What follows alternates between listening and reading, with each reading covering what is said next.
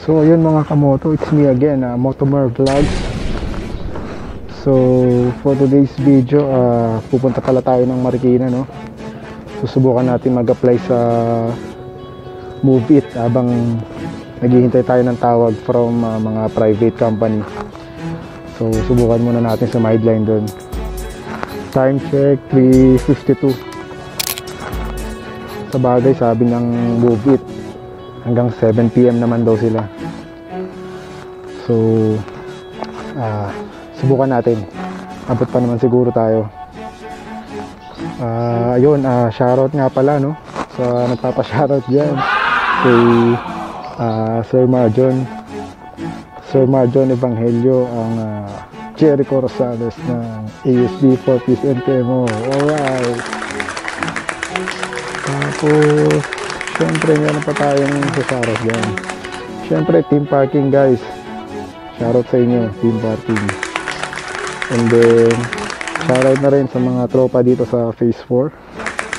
Syempre mga kasama natin sa kapatiran, Brad Gab, shoutout sa'yo, pati kay Brad Tinoy, shoutout.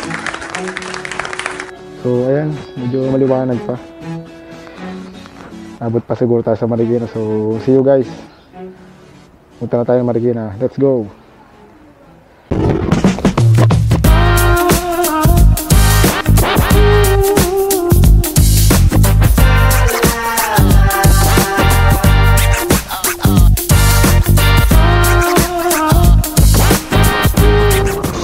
Yun, no, mga kamoto, takbong pogi lang tayo, 40-40 lang.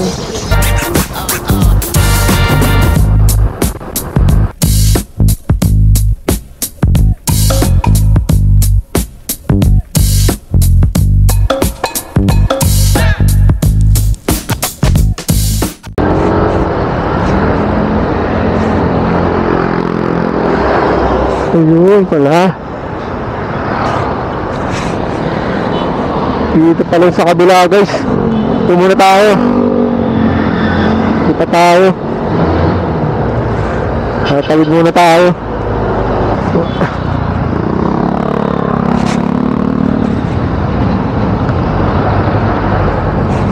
Oops. Saan sa grab sa Move It? Diretso lang. Thank you.